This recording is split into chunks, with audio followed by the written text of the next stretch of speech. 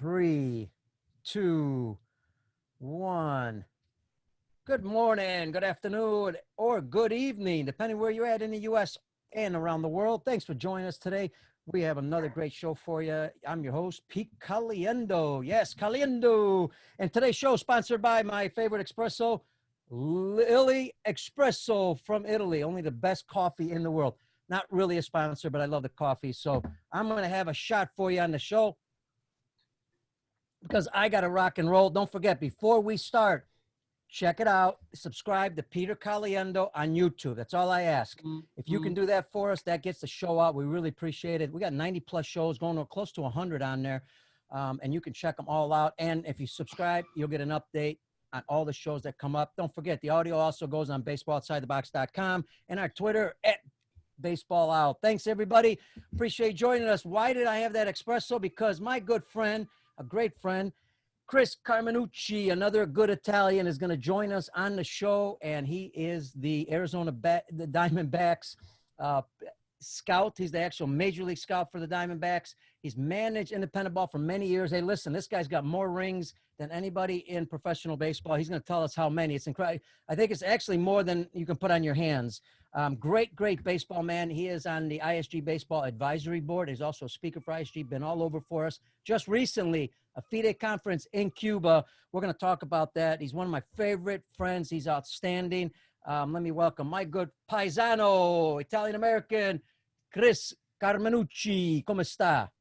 Good to be on, my friend. Yeah. And I love the lilies, so I'm right there with you. There you go. Get this shipped out. It's best in Italy. I am right there with you, my friend. So yeah, for sure. I've got to get my shipment in too as well. So I'm with you. Well, Cash Beecham told me you better have an espresso before talking to Carminucci, so that's what I did. Good old Cash. He's a good man. Yes. And a shout out to Ken Medlock. Hopefully he will be on the show next week. He is a great friend of ours. I was with pitching coach with Team USA 1999 Intercontinental Cup. He was the pitching coach. Mike Quaddy, the manager. Cash, the hitting coach, and the third base coach. Medlock played in Moneyball. He played Grady Fusion in the movie Moneyball. He was outstanding, perfect for the role. But hey, listen, Chris, let's talk about scouting. Right now, what you guys, obviously a lot of scouts, are at home. But what are you guys doing to kind of stay up with everything within your organization? Well, first of all, we're all going crazy. Okay, so I will tell you that's first and foremost. That we're not used to this. Okay, normally I'm on the road 250 days a year, planes, trains, and automobiles, and all those things, which I love. But I think as scouts in general, we're trying to learn, first of all, to spend more time with our families. So I have my wife and 3 daughters, and we're under one roof, and they're used to having me gone. So it's especially this time of year. So it's a lot to get used to on all ends. But right now, our organization has decided, hey, you guys aren't going anywhere. Okay. We're not allowed in the major league ballparks. We're not even going to scout any of the independent league teams in person right now. So my job is watching other major league teams perform for our trade deadline we just had, for future trades, for free agency, for any needs we might have coming down the pike. A 60-game season is tough. It's tough first of all, it's tough to make a determination on your own team. But it's also hard to make a determination on players in general who are used to having 162 games to be able to show what they're made of. So it's been a learning. Well, let me put it this way. I don't even like to say it's been a learning experience. It's been more than that. Okay, it's been. I think anytime that you have to step outside the box. Okay. A little plug for your show right there. Okay, little plug. And you're forced to do things that you're not used to. You inherently get better. Like I said, I'm used to getting on, a plane, going to see a player, writing up a report. Now I don't have the luxury of being in the same stadium as that player or that team. And thanks to modern technology, we have so many camera angles, so many different things that we can see the player. It really helps to be able to get somewhat of a determination on what that player is, will be, and maybe always was. The hard part for us, and something we rely on heavily, is when you're in the ballpark, you can get a really good feel for their makeup. What kind of player are they? You know, you see them in the same hotel. How do they treat their wives? How do they treat their kids? Are they early for batting practice? Are they late for batting practice? You know, just are they on the team bus? Are they on their own, you know, program? All those things. So, you know, that's been the hardest part for us, Pete, is to try to get used to, you know, making a determination on a player without having those in-person things. So I've just been watching hours and hours and hours of video, breaking it down, trying to figure out what the person is, and calling my contacts who may know the player personally, who may say, oh, no, he's great. This guy, you know, is hardworking. Or they may say the opposite. This guy is not hardworking. You don't want him, you know. Mm-hmm. So, you know, I think relying a lot more on our contacts over the phone and having to get on and, you know, talk to them is something that, you know, we're doing differently now. And it's a different world right now. We've got to adapt. You know, you hear the word character a lot, and you signed Peralta with Arizona in independent ball. Obviously, you saw something in him, and he's doing fantastic. Great career. You know, you got character, and what other areas? What are you particularly looking at when you're looking at these players online? You mentioned a few of them, but what about the skill aspect? Are you looking for particular things? Obviously, your club has needs, and you're looking for those needs. Talk about that. Well, we're always looking for athleticism, you know, and I think that's the number one thing. Whether you're a pitcher, a catcher, a center fielder, corner guy, whatever, we're looking for athleticism. And I think you can get a pretty good feel for that on video. I don't think that's an issue, you know, to determine whether somebody is athletic enough because of, you know, all the angles we're able to see at, you know, say shortstop and break them down and all that stuff. That's, you know, something that, you know, really is important to us. How good of an athlete is he? Okay. Then after that, it comes down to versatility. You know, we're in a different kind of a game now. You know, we want guys that can not only play second, they can play third, they can go out to left field when needed. That's why I tell kids all the time, why the heck are you just going for, you know, after one position? Tell them you play them all. You know, go learn them all. And, you know, if you're athletic, you can go anywhere and you can play. So, you know, and then, you know, on top of the versatility, it's the willingness to do it. You know, we don't want rigid players at all. Hey, Mike, can you play second base today? Oh, no, I can't play second base today. No. What? You know, we need you at second base. No, that's not for me. You know, and believe it or not, sometimes at the lower levels, you hear that. You know, mommy and daddy say, you know, oh, no, he's a catcher. He can't go to first base. No, mom, dad, he's got to learn to play it all, you know. So, you know, athleticism, you know, willingness to try different things, willingness to try different positions, versatility, all those things are very, very important to us. And you know, it doesn't really change. You know, those are the things we're always looking for. We want interchangeable pieces all the time, you know, to a puzzle. You know, we want to be able to take that guy who could be an all-star third baseman and move him to second base when needed. And, you know, those are the good players that can do that. You know, it's very interesting. The game has evolved. I mean, it's wild. Remember when you and I grew up? Now, I'm a little older than you are, but when we grew up, you know, we're always telling folks the same thing you just said. Play many positions, you know, be versatile. There's no way I even sniff college baseball if I didn't play many positions. But we also, you know, look at the Japanese. We say, well, you know, look at those guys. They can play any position, anytime. You can put them anywhere. They're interchangeable, any spot. They don't need much training at that position because they're fundamentally really strong. And then you move them in different parts and teach them that aspect of it.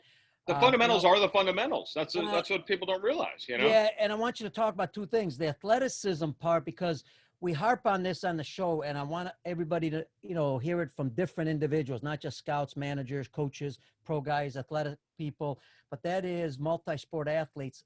You know, it's so important because when they're under 12 and they play different sports, they're developing different skills and they become better athletes. Talk about how important that is from a professional standpoint. Well, you know, first of all, you know, athleticism is to us, okay, is when a player becomes reactionary, okay, when he can make a split-second decision that isn't really a decision anymore, it's an instinct. Those are the the athletes that we look for. And, you know, it's not always easy to find. You know, players have become more and more robotic as time has gone on. And that's an unfortunate thing. And listen, I love weightlifting. I love the idea of players getting stronger and all that stuff. But for God's sakes, you've got to become reactionary and you can't be stiff in any way to be athletic. And I think a lot of players back themselves into a corner by getting too big and too stiff, but also becoming, they get that analysis to paralysis idea with everything, where, this is the proper technique of fielding a backhanded ground ball. And yes, technique is super important, but when you're reactionary and when you're athletic, if you're off a little bit, it's not going to make that big of a difference. If you're able to see the play happening 2-3 steps ahead of you, and how you're going to go after that play. Example, Pete, when we were in Cuba together and we saw the Cuban players play, how fun was it to see their reactions and their athleticism and their ability to just see it and do it. There was not a whole lot of thought process that went along to it. So again, those are the players that, that you're looking for. I do want to mention one thing, and this is an important thing that we look for. I think that's probably a little different than other teams. Outside of the athleticism, outside of being reactionary, all that stuff, we also like players that maybe it didn't come easy to early on. They had some hurdle to overcome. Maybe as a youngster, something as simple as a club foot. Something like that. You hear that and you're like, oh, he had to overcome something to get to where he is now.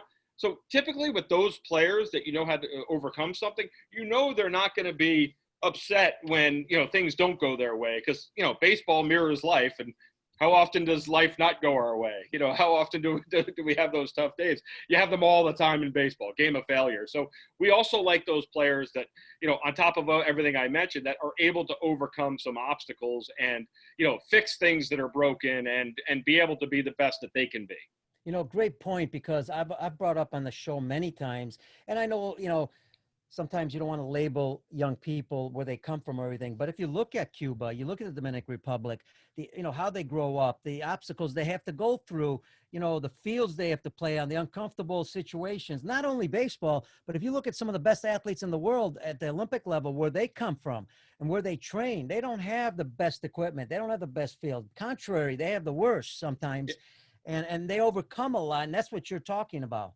And you had a post the other day where you showed some old bats and old balls.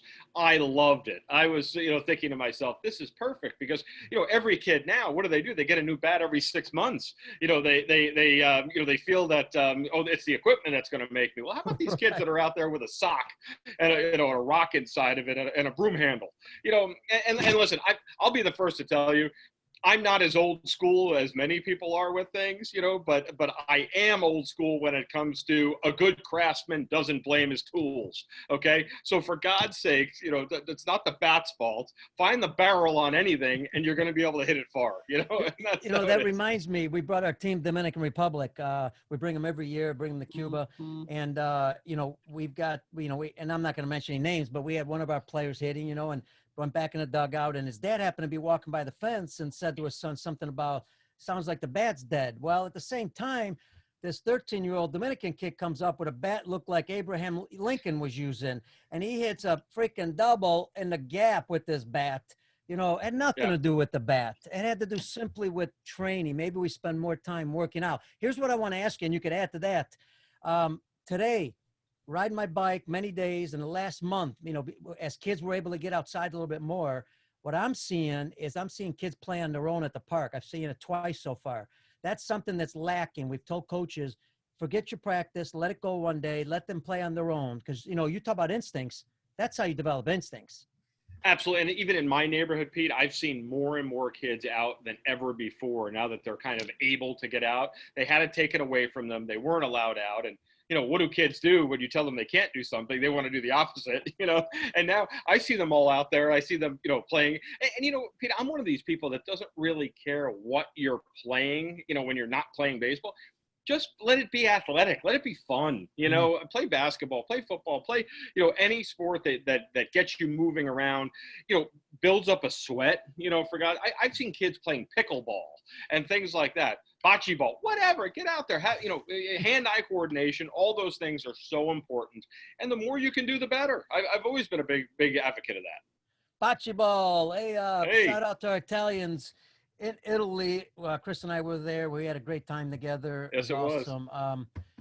You were talking about what you're doing as far as a pro scout, major league scout. watching online. But the trade deadline came up, and you obviously had to be involved in that. Without giving away any secrets, what's your job there when it comes to identifying players? Again, is it positions or how does that work? I guess the backgrounds behind that. I think the hardest part, and it happened to us this year, is especially in a shortened season, you don't know whether you're going to be buyers or sellers. Okay, you don't know that. Normally you've had 120 games under your belt before the normal July 31st deadline comes, and you're able to make really educated decisions. Hey, we're out of it. We need this to be better next year. We need that to be better 2-3 years down the line. This year, and I will be totally honest, we got caught with our pants down a little bit because we did not expect to be in the position of sellers that we were in. We thought we were going to be competing. If you would have asked me at the beginning, COVID, non-COVID, because there's no excuses on this end, we just haven't played up to our ability. So, about 3 weeks before the trade deadline, it was, hey, listen, it looks like we're going to have to move some pieces. What can we get back for those pieces? And, quite honestly, you get the most you can for what you have when you have it. And we had to make some really tough decisions on, moving guys like Archie Bradley and Robbie Ray and, making those moves on some really great pieces that quite honestly just didn't fit for us at this point. And hats off to Mike Hazen and Jared Porter and our brain trust that, didn't wait around and see mirages and didn't say, oh, it's going to change. It's going to change. Quite honestly, again, in a 60-game season, we're 15-28 right now. I think we are. We're not going to go all of a sudden. As much as our fans would love us to have a magic wand, you're not going to have a magic wand. But the important thing is to be able to say what's going to make us better in the long run. And we brought back some pieces that I think will end up in the long run, down the line. It's going to take a little while, help us in the long run. And, you can't be married. We all love players. Okay. Everybody, I wouldn't be in this if I didn't love players. And I get accused all the time, that, hey, you love players. I do. I love seeing them, but you can't fall in love with them so much that you don't move them when the time to move them is right. And I think we did that this year. And, I think we brought back some good pieces. And I think, going into the future, we now know, well, listen, our bullpen needs work, okay? Needs, help there. We had a plethora of starting pitching and we had some injuries. Madison Bumgarner hasn't been as healthy as we would have hoped. And things like that. So I'll say this, I think we're in a much better position now than we were prior to the trade deadline. And I think we'll move forward as a stronger unit and be better suited to compete next year. Yeah, and I love your manager. Happens to be Italian. I mean, it just happens. But a lot of good Italian managers out there. Said it on the show many times. I'm sure I'll get more emails on that one. Hey, listen, speaking about manager, put your manager hat on. Because I don't know what he got, 19 rings, 20, you got more than Jay-Z. Oh, right? I've been lucky, is that just every time our minor league wins one, we have 5 minor league clubs, I get a ring. So I'm kind of a champion by default, but hey, I'll take them all. I've got many, I don't know how many I have now, but it's been fun. Well, I hope they're all in a safe. Yeah, they are. Yes, they are. The reason I want you to put your manager hat on, I want you to talk about this short season. It's a sprint, it's not, like you said, it's not a marathon. You don't have time. There's rules that were changed. Talk about some of the things you like about the season and some of the rules that maybe you like. I like the expanded rosters. To be honest with you, I think that's been a nice thing.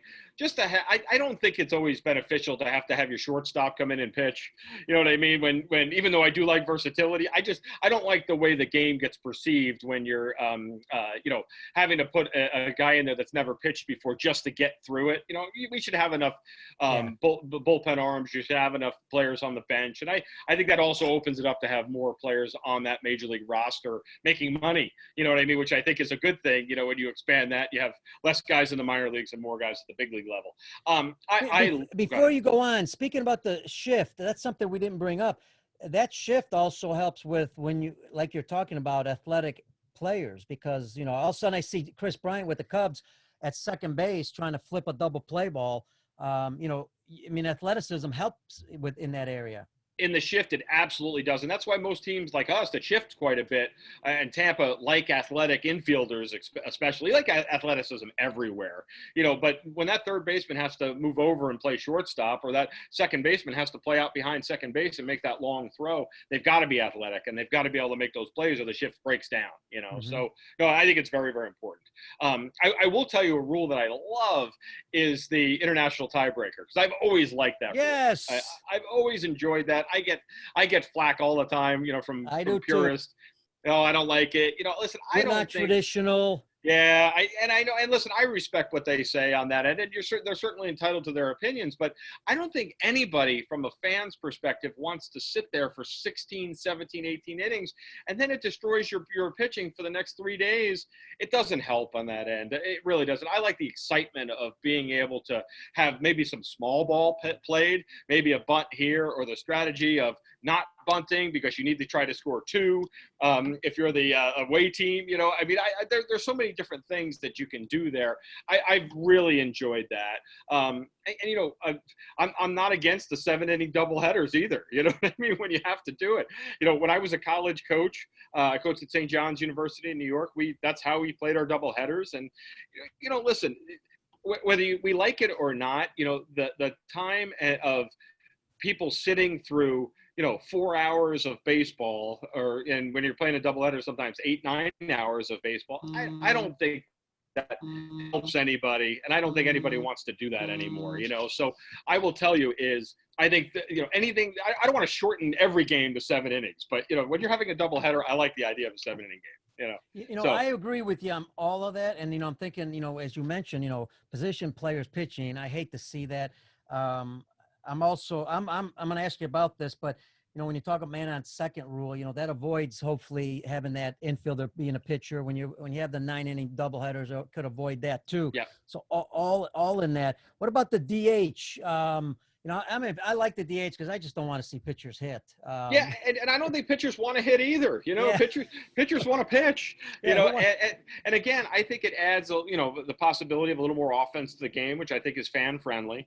And so I love the DH. I absolutely love it. I've always liked it. I grew up in New York as a young kid as a Yankee fan, and always liked the DH and like the hitter side of the American League. And quite honestly, the leagues have fused it now.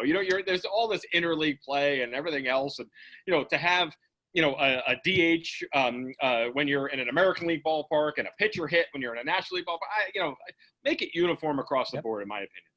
Yeah, and the other thing is, what about which ones would you keep for next year? Because you hear a lot, the extra inning rule is good for this particular season, but maybe not for next year. Which ones would you keep, and which ones would you kind of get rid of? I'd keep them all, because I'd keep every one of them just to see how they worked during a 162 game season. Okay. I don't think you can take a 60 game season and say this worked, this didn't work. I think you just keep it as is, let them all, play it in a 162 game season, and then see how it goes. What about the 3 batter minimum rule for pitchers as a manager?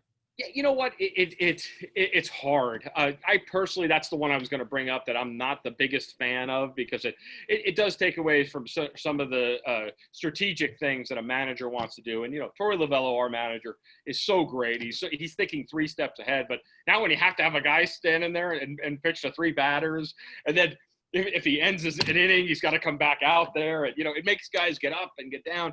That's the one that I have a tough time with. It also takes away from the lefty specialist. And there's a lot of guys out there that I think are going to lose jobs because of that. And I think if you have the expanded roster, there's no reason to have the 3 batter minimum, in my opinion. You know what I mean? So, and I know they're trying to make it shorter, but that's not really making it that much shorter.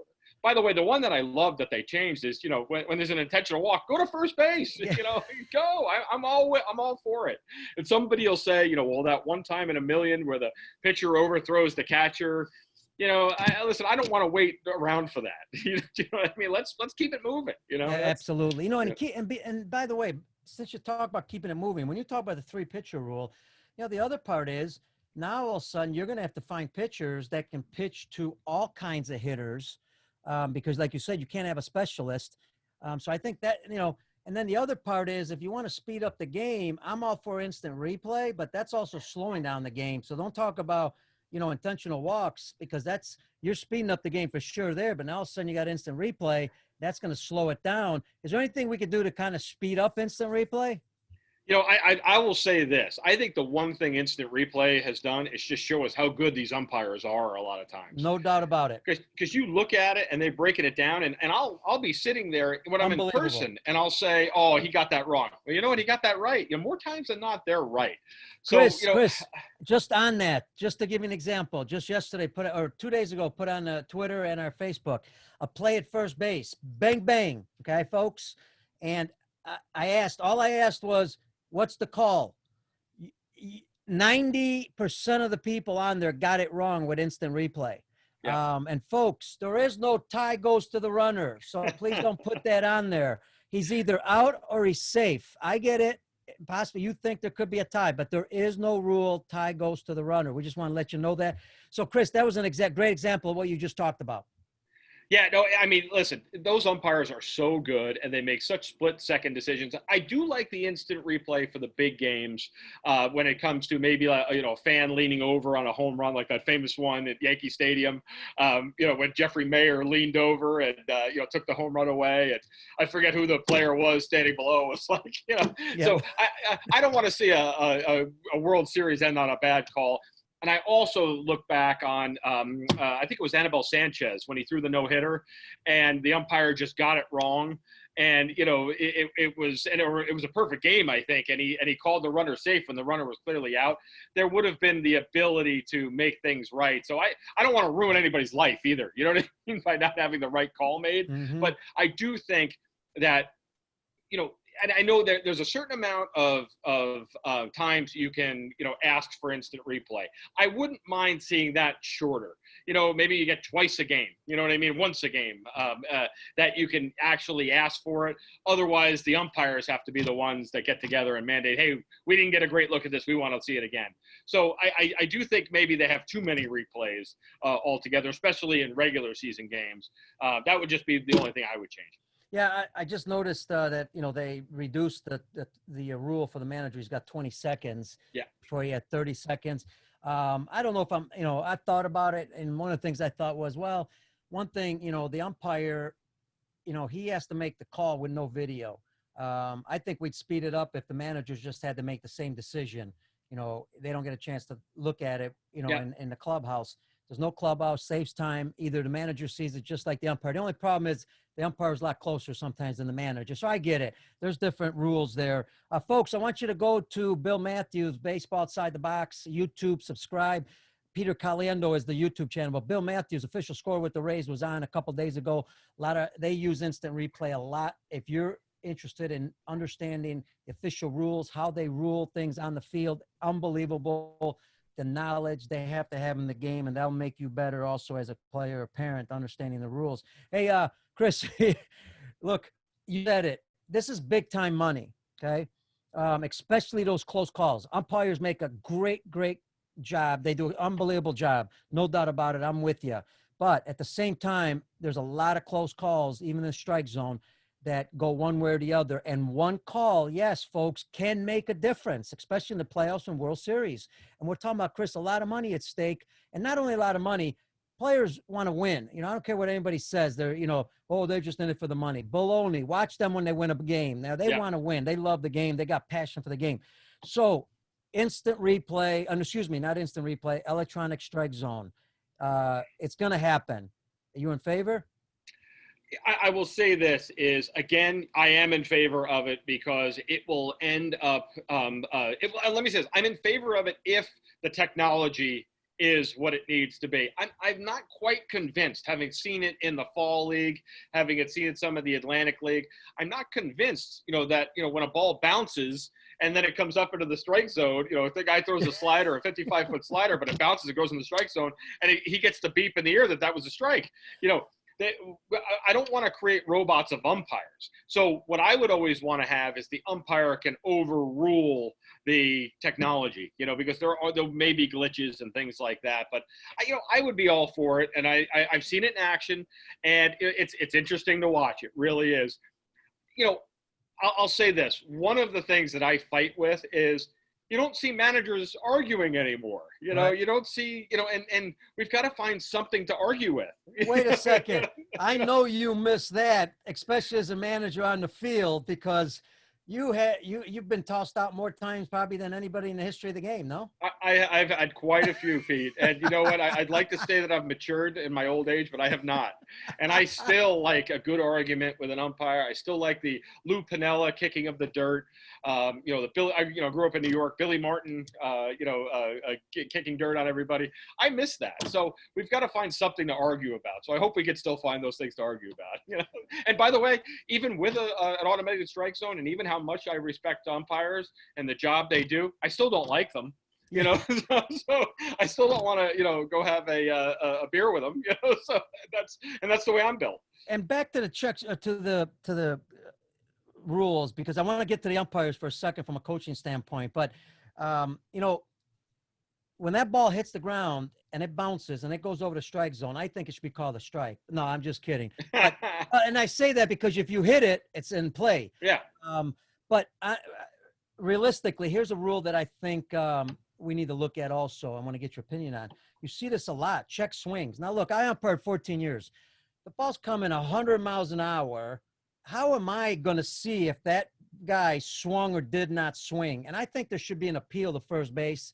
The player or the team should be able to appeal to first base, because it's not fair to the home plate umpire. How's he supposed to see a ball coming at that speed, make a call, and see the swing? Absolutely agree. Appeal to first base makes the most sense, and it should be something that's more commonplace than it is. And I agree with you 100%. Yeah, I'm in favor of that, folks. And the other thing is, as a manager, I want to talk about the umpires a little bit, because you dealt with them a lot. But for your coaches, players, and parents out there that are with younger kids, because a lot of times they see what happens at the major league level and they think now they're Billy Martin. Yeah. I've always respected umpires, obviously, because I was one for 14 years. But how do you deal with them from the mental aspect? If you're going to try to let them understand that you thought they did something wrong, or, well, a rule is a rule. That's a different story. You go out and talk about the rule. But how do you deal from a mental standpoint and from a quality standpoint, so they also on your side? Because if you're on them too much, they're human beings. They could start, making that strike zone smaller just by, instincts. Absolutely. And, I'll say this. I think, when I coached in college at St. John's, so when I managed in pro ball, I dealt with umpires much differently at the amateur level than I did at the professional level. And so at the amateur level, I would always talk to the players and say, listen, you are going to run across jerks your whole life. You're going to run across those people in your life that are going to have a vendetta against you for no reason, simply because they're angry at life. So you can either fight with them and waste your time, or you could get them on your side and learn to have an articulate conversation and sometimes outthink somebody that doesn't want to see your point of view. And so I was much more calm in college. I think parents, especially at the amateur levels, at the summer ball levels, those things, they need to show their players that it's about communication and not about an argument. Okay. And I always took that tactic at the amateur level. Professional baseball, little different when you're dealing with a guy that's trying to put food on the table for his family. And I will tell you, I use this trick all the time. Okay. My best player would have a close play at first base, and he would start to argue with the first base umpire. Well, I would go running out, throw myself in front of the guy. I would, gently push the player back. I'd look at the umpire and be like, you need to give me a minute because I need to defend my player and he needs to know that I'm going to defend him. So please, if you would give me a moment, but I would act like I was screaming and yelling at him, and he would automatically, we're on our side. He knows I'm just trying to protect my player. He knows I'm trying to get a point across, but I also respect him. I would even say things like, I really respect you and I think you're a great guy, but I'd like you to take another look at this, and just to get it going. Listen, it gets it gets everything encompassed in one thing done, which is your player knows you're going to fight for him, which is very important. And I know, some, team psychologists will say, well, that's not that important. That guy never put on a jock or was in a clubhouse and knows that is a brother and sisterhood, and you've got to fight for each other. And, I'm not going to go as far as to say it's war, but it's certainly something where all sides have to be together on something. So I think my point being, I think you can really accomplish everything you want by keeping a level head no matter what level of play you're at. And especially at the amateur level, you have to show those players that you are in control of your own emotions at all times. You get mad when you want to get, Bobby Cox, used to say this all the time. Bobby would say, I stay calm when everybody else is freaking out, Yeah. and when when I'm freaking out, everybody else stays calm, so you've got to know when to do those things. And, smart men like them, they know. Hey, 2008, I was at the Beijing Olympics for, at that time, the International Baseball Federation, the governing body of the sport. Asked all the managers one question without, separately. And this is in reference to the unwritten rules. One of the unwritten rules, obviously, is, you don't want to score on your opponent once you're up by so many runs. The problem is we don't know how many runs. Internationally, that's a difficult thing because I asked 8 different managers that are international managers. I got 8 different answers.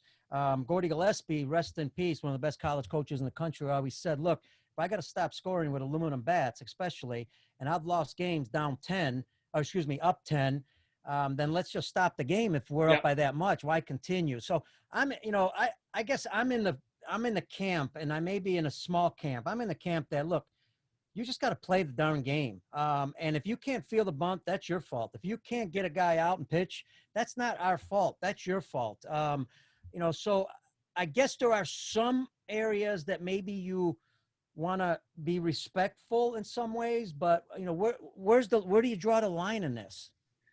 I think back to the days when I was managing, and I was managing against the Fort Worth Cats, and Wayne Terwilliger was the manager. Okay, yep. Twig. I walked up to home plate. Twig goes, "How you doing, Chris? Good to see you." I said, "I'm doing great." He goes, "If you think I'm going to stop scoring, or if I'm going to stop bunting, or if I'm going to stop doing anything, whether I'm up, down, or indifferent, you're wrong." Okay. Wow. I'd say, okay, let's do it. Let's go. Yeah, we're all playing by the same rules. I think these things can all be squashed by before the game. The managers have a conversation. Listen, this is the way I play the game. That's the way you play the game. Listen, if somebody wants to follow these quote unquote unwritten rules, go ahead. I'm going to run on you every time. Okay. I'm going to, if I'm up by 7, I'm going to try to be up by 10. Okay. Now I'll say this. Where it becomes a problem is when you're purposely doing things to embarrass the other team, and I've seen that as well too. There's a difference, okay? I don't consider the Padres shortstop hitting a home run on a 3-0 count like he was trying to do something awful and hurtful and all that stuff. I don't think so. But if you're up by 15-2 and you're trying to steal home, come on, you know what I mean? There's some common sense factors here that people don't always go by. And you know what? I do like the idea, let the kids play the game. I like the enthusiasm. I like them getting out there. And I don't think the vast majority of them are ever doing it to be disrespectful. But Pete, there comes a time when it is disrespectful, and that's when the manager has to step in. And we've had it all the time. And I'm going to blame some of the Major League Baseball managers right now.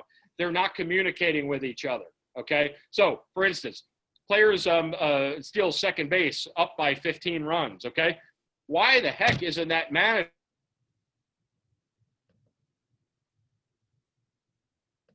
Hang on, Chris. Just had a slight delay. You there, Chris? You there, Chris? We had a little freeze up. Can you hear me? Testing. Chris might be back. Again, he's coming back. Well, slight delay. Chris, you there? Unmute. Did you lose me? Yeah, we froze you, but that's okay. We'll continue. Okay. You were talking about, you're going to mention that, managers make are making some mistakes, not communicating each other, and you're going to explain that. Yeah. So, why if a player steals a base on his own up 15-2, why doesn't in between innings that manager walk over to the other dugout, or maybe the third base coach on his way out there, stop and say, listen, we got him. He's a young kid. He didn't know what he was doing. We don't condone that. We'll fix that. I think a lot of times they wait until the press conference later on to say, I don't know, he's on his own. Again, Pete, we said it before. This is all about communication, okay? You got to communicate with your own players what you expect. You got to communicate with the other managers what you expect. And listen, if you play the game the same way all the time, meaning I'll do this, but I won't do that, and and other managers know that you're not going to try to embarrass them, it's fine. Move on. Let the kids have fun then, That's a great point about the embarrassment part, especially like you said, stealing home and you're up 15. And sometimes we have to remember also these guys get paid on RBIs. They get paid on, getting the extra base, whatever it may be, they get paid for. That's what they're getting paid for. I remember in a independent ball one time holding up a runner, and I shouldn't have, and I got chewed out because my manager said, "Hey, Pete, that's an RBI for that guy."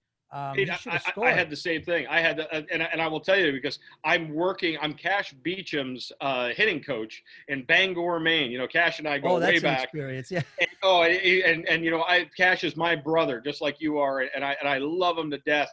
But we were playing the New Jersey Jackals in the old Northeast League. I'm coaching third base, and we got a runner on third base. We're up like 21-2. Brad Hargraves, who's our catcher at the time, hits a pretty deep fly ball. I held the runner up at third base. Okay. I didn't want to send him. I felt bad.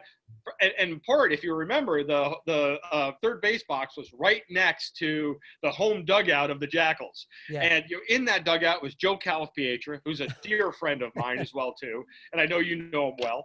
And I didn't want him to think I was rubbing it in. Well, I got back to the dugout. Cash didn't say anything to me, but Brad Hargraves goes, I needed one more RBI for 1,000. Oh. And I went, oh, man. He goes, no, I'm just kidding. And I was like, oh, man, But at the same time, he was upset, obviously, that, I didn't send the runner. And I should have in that instance. I should have known better than that. So I learned from it. Absolutely. Folks, I mentioned at the beginning of the show, Chris Carminucci is a advisory board member with the International Sports Group, ISG Baseball, travels around the world for 30 years. We've been doing seminars around the world, a nonprofit group. Nobody gets paid except $500 a coach on the weekend that coach goes to wherever they're going. And Chris has been great, first of all, helping us raise money, and second of all, traveling the world, educating coaches.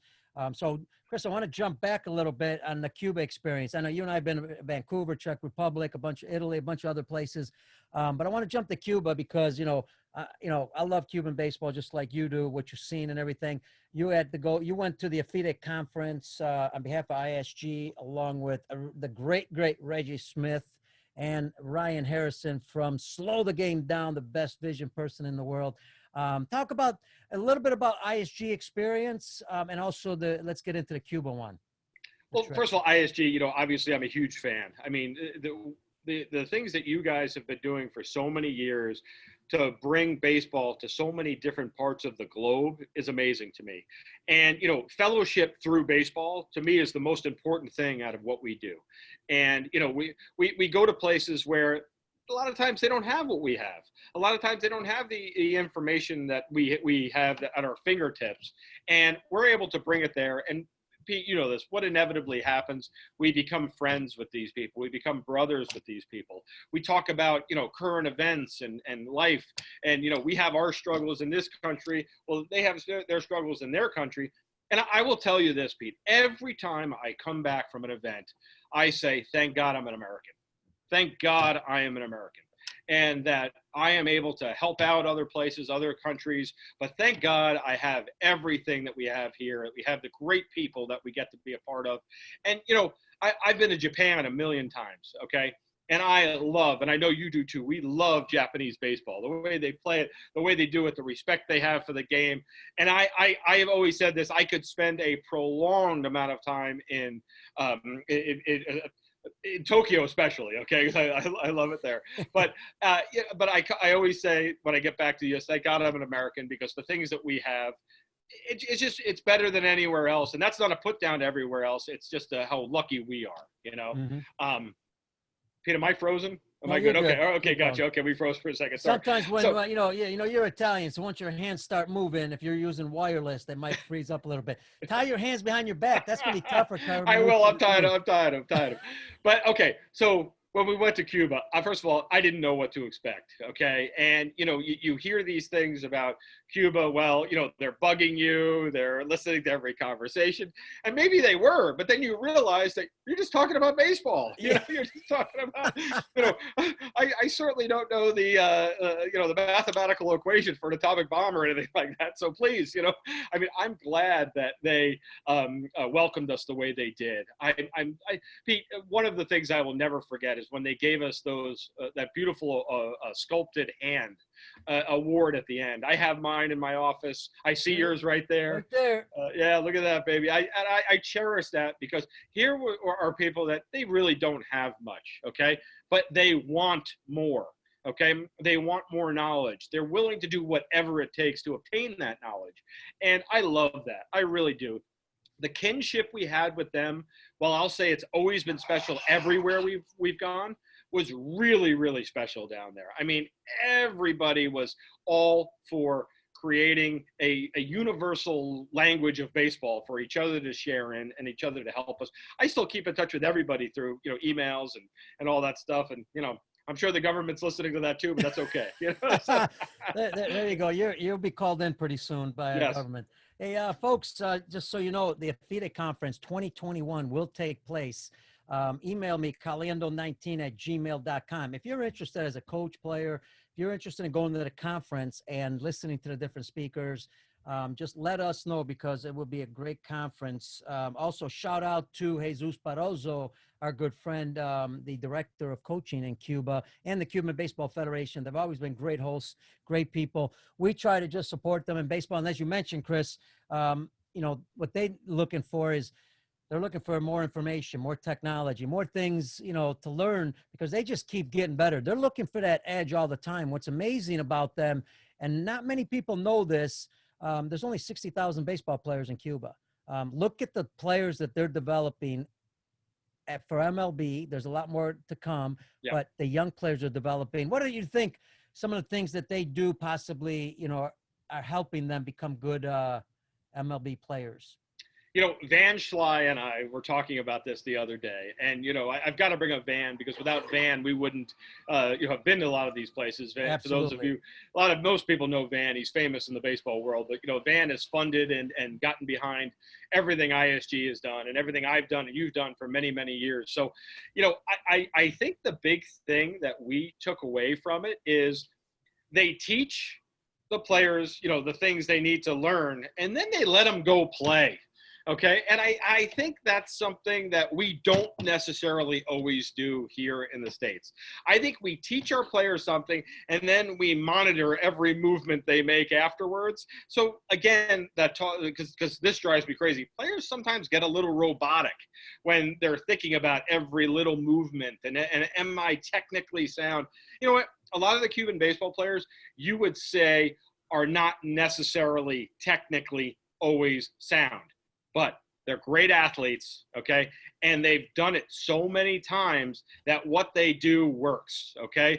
And, I'll bring up one example is, remember back and I even taught this, back in the 90s, early 2000s, when you're backhanding a play, you would kind of always, have that left foot in front and that turn where your back is towards first base.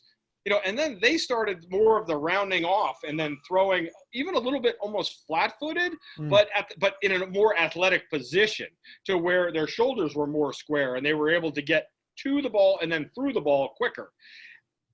That came from them, that idea that maybe everything we're doing isn't always right. Let's look at everything and listen, if a player is super athletic, he may be like, I'll give you an example. I remember back in the day when you would say, hey, don't ever barehand a ball, okay? Players barehand a ball all the time now, I shouldn't have barehanded the ball because I sucked, okay? But, the player that barehands the ball that's super athletic should be able to do that.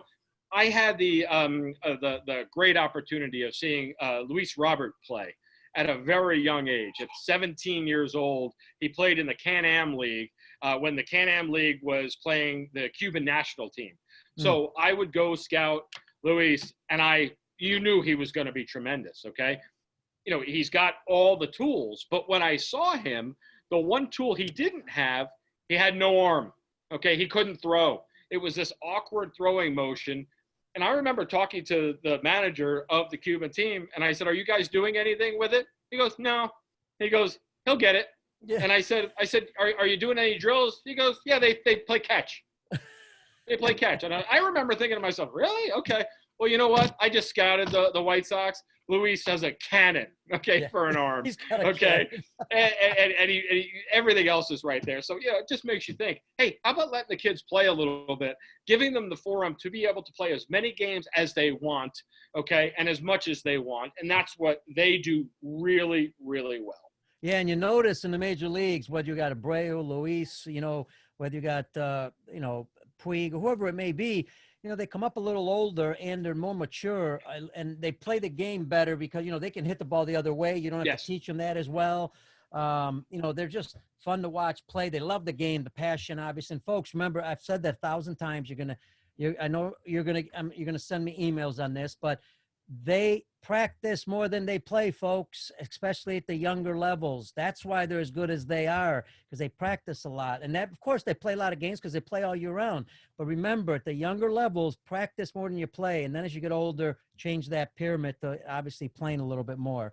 And you know what, Pete? One thing I just want to say, because you mentioned it too, is I love the enthusiasm of the players that, maybe don't, and believe me, I love all players. And I do think sometimes, though, that the players that come up through the ranks here in the States, they play a little more of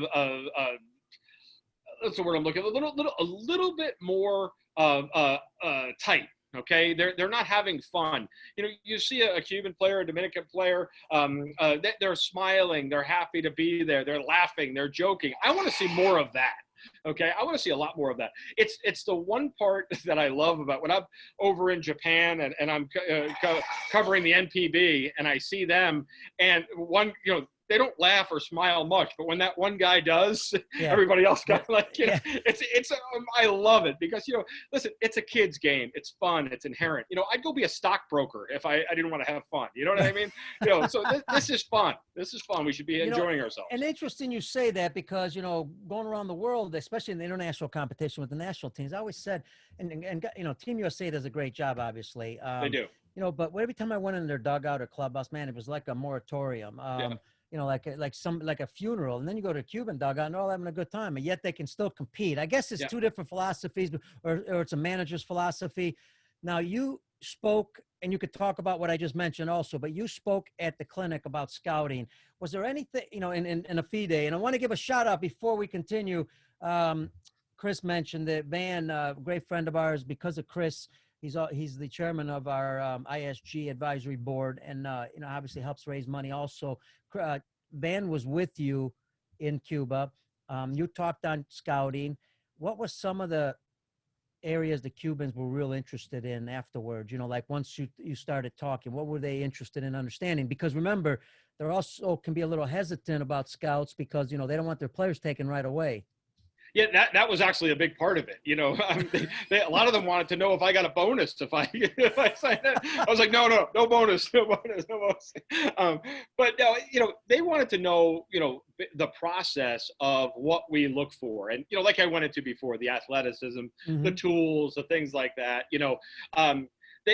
We also had to have some tough conversations, and it's better put out there the way that I'm going to say it than other people say it, maybe. But sometimes Cuban players get a bad rap. Okay, that because they're smiling, because they're enjoying themselves, and some people take that as, well, they're just in this for a party, or they're that quote unquote lazy, and they wanted to know why people perceived they're having fun as laziness. And I said, they don't. I said, that's a few idiots, trying to ruin it, for other people. Keep playing the game the way you have fun, enjoy yourself, be a good teammate. One thing I can tell you is no matter what country you're in or what planet you're in, scouting has to do with as much as what kind of a person you are as what kind of a player you are. And what I mean by that is, they didn't realize that we were looking at the person just as much as we were looking at the athlete and the player, and how we combine that, to come there. That, they thought, well, we had a player and he had behavioral issues when he was 12 years old. You know what? I had behavioral issues until I was 17 years old. So it's okay, okay? People change, people learn, people mature. We talked about that quite a bit because they were always afraid when talking to scouts, well, should I mention that he only has one parent? Should I mention that, you know, maybe his aunt brought him up because he didn't get along with his parents? Absolutely. Talk about these things. Put it out in the open. A scout that holds it against you is an idiot, okay? A scout that sees it as a road to getting where you are now is a smart scout because he's putting all the pieces to this puzzle, this human being together. And that's what makes a player. And they really wanted to know that part of it, okay? Because, you know, the tools are what they are. You can make a good player better, okay? But, you know, that old saying, you can't polish a turd, you know, is true in baseball. And that's one of Van's favorites, by the way. He would always, now that doesn't mean that you don't give him ample time and get him as good as he can be. But when you're talking about players at the major league level, or even at the lowest level of minor league baseball, they are so good, okay, that one little thing, one little fix can propel him to the big leagues, to the all-star team, to the Hall of Fame. You just never know. And, you know, those are the things they wanted to know. You know, what can they talk about? What do scouts want? How do we want to see it? You know, scouts, quite honestly, want to see a player that's engaged and having fun and that's on the field early and often. You know, that's it. You know what I mean? Just, you know, behave, do your thing, and let's go to work. And that's really all it was. Great stuff. Love it. You got 10 minutes left, and I want to just jump real quick. Minor league baseball right now shut down. What's the future? What's going to happen? There's words about independent ball possibly combining, you know, a lot of minor league players or taking a lot of minor league players, independent ball expanding. Is there any talk about that going on? Boy, is it changing in a hurry, Pete. It's Yeah. going to be different than we ever have seen. Okay. And more than likely what's going to happen is they're getting rid of an entire level of baseball, which is basically the short season level. Okay. New York Penn League, you know, levels like that. So you're talking about dropping about 44 affiliates. Wow. From Major League Baseball. So the draft will get smaller. Complex baseball will become, you know, the rookie level complex baseball will become more and more prevalent as time goes on. And quite honestly, Van saw this coming years ago, okay? This is going to make independent baseball so much more relevant and important as time goes on. And I remember sitting with one of the, I'm not going to mention his name because I don't want to embarrass him, but I remember sitting with one of the higher level leaders of minor league baseball as he was putting down independent baseball. Yeah. And he said, you know, you guys will never be at our level. You guys, this will, you know, we want to see you go out of business. We want to see things change. I sent that guy a note the other day and I said, do you want to talk about this? I got back a pretty nasty email, but I think he knew I was kind of playing with him a little bit too, I hope. But, you know, Pete, here's, we were talking about it earlier with the rules. The game is changing, okay?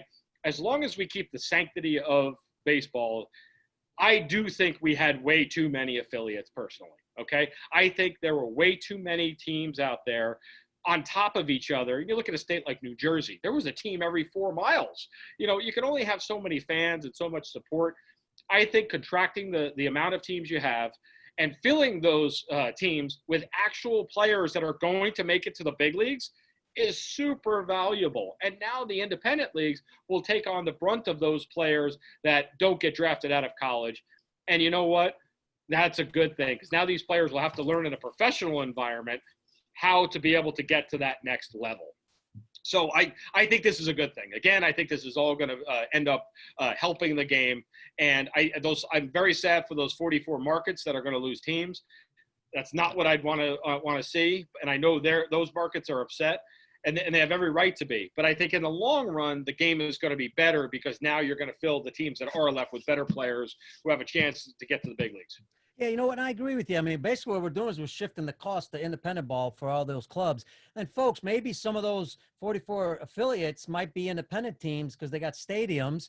I don't think we're going to lose players. I believe that the players will just shift over. And if you want to know about independent ball, please don't criticize. It's one of the best businesses in the world, one of the best baseball professional areas in the world. And Chris Carminucci wrote a book, right, Chris? You wrote a book about this. Tell the folks how you can get that book, because I think it's important to understand what independent ball is all about. Salaries are pretty much the same. There's a lot of similar things going on. Yeah, the book's called Sign Me, and it's available on Amazon. And it's really a book written about what to do if you're not drafted out of college, or if you get released out of a major league organization and you need a place to play, and how to go about doing it. So I wrote this book because, honestly, I got sick and tired a few years ago of hearing everybody say, well, what do I do? There were even college coaches telling their players not to go to independent baseball, to wait around to get drafted. I've got news for you. You can't wait around in this game or in this life. No. You better get moving. You got to get going forward. You got to get running, to be able to get somewhere. And, so I wrote a book about that. And thankfully it was well received. And now more than ever, a lot of what I wrote about is held true because of the contraction of Major League Baseball. And the business of baseball is a really, really interesting one. If anybody's ever, Pete and I have both been involved in it, and, it's not about the millions of dollars, because normally they're not there, but it's about the betterment of baseball and creating another level for those players to be able to be seen and hopefully get to the big leagues. Again, Pete, I say this to everybody. If I ask a kid when he's 10 years old if he wants to play in the big leagues and he says no, I said, well, go play another sport. You know what I mean? You should always have that idea that you want to play in the big leagues, in my opinion. That's and if we create forums in which you could get to the big leagues and work your way up, I think we've done our job. So. And without getting into it, because that could be a full show in independent professional baseball, the number of players, man, that went on from independent ball who never were signed professional baseball that went on to professional, maybe got that chance in affiliate ball, and some in the big league. Some guys that got released that got a chance to come back. It's just great. And one day we'll make a whole show on that. Listen, to close it off, the last two can be full topics. Okay. I mean, can be full shows. But this last one I think is important because it's the future of our sport. It's the foundation of our sport. It's the youth levels. It's the young levels. It's the young coaches that are working with young kids, the parents, the volunteers, all that. So many of them, 26 million amateur athletes in the U.S. What do you see, because I think constructive criticism is important. We're understanding the game. What do you see in the game at the youth levels that, let's take both sides, the positive side, that where it's heading in that direction and why? And then we could talk also about the things we need to change to make sure long-term the game lasts longer with our young players playing the game longer is where I'm trying to get at.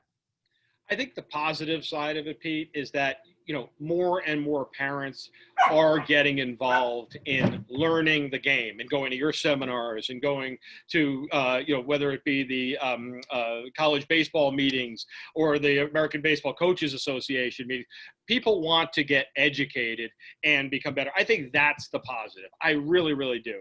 I think parents are now more than ever are like the coaches that are in Little League now and all over are much better than the coaches I had when I was a kid. They didn't teach you anything about, baseball. They sat in the corner, they smoked the heater, and they pretty much said, hey, good job, or you suck. You know what I mean? That was pretty much it. So things have come a lot further along in a good way, okay? But as well, too. And I see it on Facebook sometimes, and, I see the AAU coach that, takes a video feed of him getting thrown out and saying every curse word he can to the umpire. And, there's a time and a place for those things, maybe in the big leagues, but there's not a time or a place for that in youth sports. I want to see more parents educate themselves about how, that do as I say, not as I do doesn't really work. You know what I mean? You've got to act the act and walk the walk and be able to show players the way to act and the way to conduct themselves. So, well, again, I'll say this. I'll sum it up like this. The good part is everybody's more and more educated. Everybody is learning more and getting better. The bad part is we're creating some God complexes when it comes to some of these people, and they think that, they learn it all. They know it all. And I say this, Pete, I've worked in the big leagues, a long time. I've worked in baseball my entire life. I learn something every freaking day. And sometimes I learn it from a guy that might not have a quarter of what the knowledge that I have, but I'm open and I'm willing to get bettering myself so I can pass it forward. And if you're not doing that, you're losing. And that's the part I see with a lot of parents in a bad way. They my son goes to this hitting coach, who and he's $180 an hour, and it's like, come on, what, maybe he's very good. I don't know, but what is he really teaching? I mean, let's get down to the nitty gritty of it all. So, I think that, in order for things to get better, when we do these coaches clinics, there has to be a component where we talk about how you act, how you behave. It's not okay for a little league team to be up 15-0 and the coach be sending a stealing home on them. That's not okay. You know what I mean? And that's a conversation you have with the player if they made the mistake and they did it. So there's conversations that need to be had. And I do think somebody really needs to write the book, and maybe you and I should do it, on what really are the unwritten rules of the game that, maybe it's the unwritten rules of the new game, of today's game, Yes. that need to be, because there's that fine line, Pete, between, I don't want to hurt some kid so much that he never wants to come back to a baseball field. And that happens all the time. A kid will get so down on himself that he doesn't want to return, and that we can't have that. We can't have that, so we've got to be better as parents and as baseball people. Yeah, I need something to do. That'd be a good book for us to join forces on. That'd be a lot of fun. And folks, if you heard a dog barking, it is Bring Your Dog to the Studio today. I've got mine in my studio, so that's why you hear some background noise. It's lovely. You got to have some background noise sometimes. You got to love the dogs. Yes. Yeah, yes, love the dogs. And I love dogs. You love dogs. They're my I do. favorite. Hey, to close it off, I asked this to a lot of guests. If you're commissioner of baseball at the youth levels, what changes would you make in the game? Boy, oh boy, that's tough. If I'm the commissioner, I'll give you an example as you're thinking about it. I would, at the young levels, let's say 10 and under, if they're pitching, or 11 and under, I would institute a rule. It's only fastballs only, so they learn how to control the pitches and know how to move it around. And you can't throw any other pitch till you get to the next level. That's just me. But anything you think that the game, anything, even development-wise, that we need to change, or anything that you would institute a change in? The big thing I would change is this, because I see it going in this direction, and it doesn't have anything to do with on the field. This is more off the field. We have trouble right now with certain ethnicities playing our game. It's become, as we know, a very white or Spanish sport, and we need to broaden our horizons. So what I would do is I would reach out to maybe, basketball, football, leagues like mine. And I would have conversations about, hey, how do we get quote unquote our players, I don't want to call it that, but players to interact with each other. Our players will try your sport. Your players try our sport. Maybe we even do like a week-long coaches clinic where Monday's football, Tuesday's baseball, Wednesday's basketball, Thursday's hockey, and we do those things. So we're only creating better athletes that way. But listen, the NBA probably wants more Spanish players playing their game. You know what I mean? Probably wants more Japanese players playing their game. And, we have to make this everybody's game. But the day and age where we're fighting against the other sports, it's got to be over with. You know what I mean? We got to stop this petty, if you play football, you can't play baseball. No, we need everybody in this together. Listen, our kids are historically getting in worse and worse shape, Pete, as we know. Okay. Obesity is an incredibly bad problem in this country, and it's because they're not active enough. Okay. We need our kids out there playing and doing more to get themselves healthier. And the last thing I'm going to say is, if there's one thing I'm doing in every league, and especially if I'm the commissioner of a little league, is there's a nutrition component to what we do in little league. The day and age where, the coach is in the corner, like I said, smoking a heater and drinking a Budweiser while he coaches us is not it anymore. We need to have these kids understanding that good food produces, good mind produces a good body, and all those things. Those are the things we need to do. So I would add that. Boy, you hit it. A home run, grand slam. I'm not sure if there's better than a grand slam. That was it. And folks, what do we talk about on the show all the time, even during these times with the virus? I get it. Wear a mask. I get it. Wash your hands. That's what the experts are telling you. So you got to do it. But don't forget your health. I mean, I don't hear that enough. All of us walk, drink water, exercise, get sleep. You got to have 9 hours of sleep. I mean, do your research on this. Take your vitamins. Do your research on your vitamins. D, C. D is the most important one. The 96% of people in the U.S. are D deficient, and that's one of the most critical areas of the virus right now. Medical people will tell you that, but they won't tell you that publicly. Not sure why. C, vitamin C, zinc, all that stuff. Don't believe me. Do your homework all the time. And now, you know what? Get this. Don't always believe everything you hear on TV either. Go do your homework, do your research. Google's got areas you can get to. There's so many ways to do your research. So we talk about that all the time, Chris, on the show. Hey, listen, buddy, can't thank you enough, man. I know you're in beautiful Arizona. I hope to be there soon. I love Chicago and Illinois, but right now it's run by morons. And unfortunately, I'm getting out of here. Yes, I'm saying it publicly, run by idiots. And they're ruining this great state and city. So I'm heading out, and I advise everybody. Come on down. Love to have you. And I'm coming to beautiful Arizona, man. Thanks for being on the show, Chris. Love it, my friend. Thanks, Pete. Give my love to everybody. Take care. All right, hang in there. That is Chris Carminucci, Arizona Diamondbacks, Major League Scout, ISG Baseball Advisory Board members. Unbelievable individual, great friend. And don't forget, folks, subscribe. Peter Caliendo on YouTube. Subscribe, and also, if you like the shows, share them. That really helps get the show out. That's all we ask from you. Don't forget the audio goes on baseballoutsidethebox.com. Special thank you to Brian Kroc, our producer with the Lineup Media Group. Thanks to Chris Carminucci again. Thank you to everybody in the U.S. and around the world on Facebook, on YouTube, or anywhere else that you're listening to the show. Want to wish you all the best. Stay healthy. Listen to the rules. Follow the rules. Stay healthy as far as your health is, because that's the number one thing you have. God bless you all, and we'll see you on the next show.